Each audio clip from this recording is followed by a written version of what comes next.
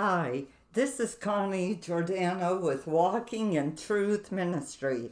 Join me now as I deliver this stirring message from God's holy word. Before we start this message, let me ask you a question. Does God believe in social distancing? There is so much talk nowadays about social distancing due to the COVID-19 virus. One way to avoid contracting the virus is to practice social distancing, keeping at a distance from other people who may be carrying the virus. Well, does God say anything in His Word about His people practicing social distancing in this crooked and perverse generation? Yes, He does. In fact, in both 2 Corinthians 6:17 and Revelation 18:4, he admonishes his church to practice separation from the spirit of the world. 2 Corinthians 6:17 says, "Wherefore come out from among them, and be ye separate, saith the Lord, and touch not the unclean thing." Revelation 18:4 says, "Come out of her, Babylon, the world, my people, that ye be not partakers of her sins, and that ye receive not of her plagues." In other words, God is saying, keep at a due distance from the carnal, idolatrous, and corrupt men of this world. Keep at the utmost distance, as one would avoid the society of those who have leprosy and the plague, for fear of taking the infection. Avoid all unholy contact. Abstain from sinful conversations. Be ye separate. Separate from the world and its corrupting influences. Separate in desire, motive, and act. Separate from complicity and conformity to the world. Keep at the greatest possible distance from idolatry and every abomination. Keep at the greatest possible distance from that which is contrary to the mind of God. Touch not the unclean thing. Have nothing to do with sin in all its forms and phases. Come out of her, my people, that you receive not of her plagues. Practice separation from the spirit of the world, lest you be entangled in the meshes of sinful habits. But how do you practice separation in this ungodly world? In order to be separate as a Christian, you need to practice social distancing from the path of the wicked and the way of evil men, the unfruitful works of darkness, all ungodliness, and all appearance of evil. In Proverbs 4:14-15, Solomon admonishes the believer to keep at a great distance from sin and sinners when he says, "Enter not into the path of the wicked, and go not in the way of evil men. Avoid it, pass not by it, turn from it, and pass away."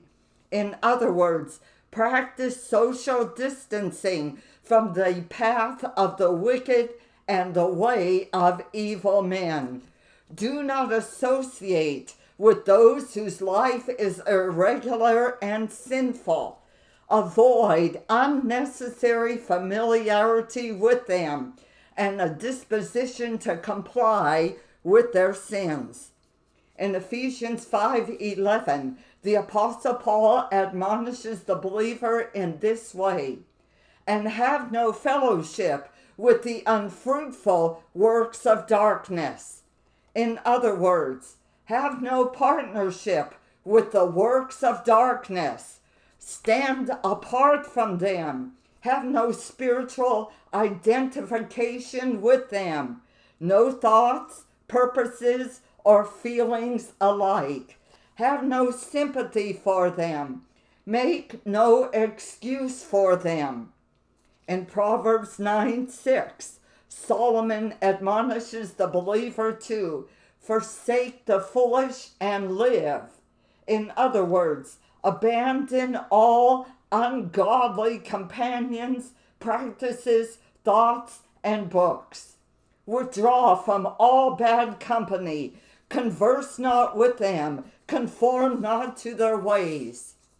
In 1 Thessalonians 5:22, the Apostle Paul admonishes the believer to abstain from all appearance of evil.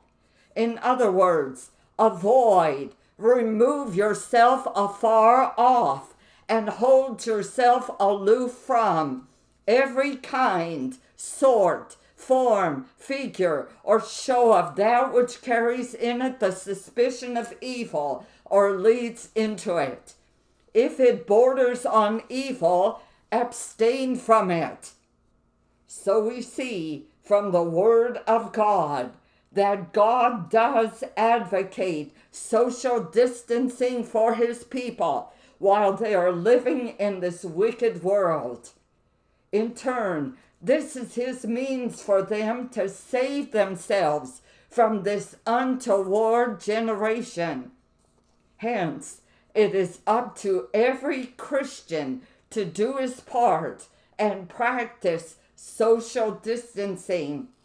While doing so, his resolve must be like that of the psalmist in Psalm 119, 115, when he said, "Depart from me, ye evildoers, for I will keep the commandments of my God."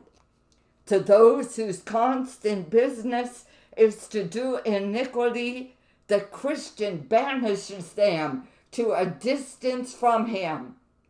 He separates from the society of unprincipled people. He does not choose them for his companions.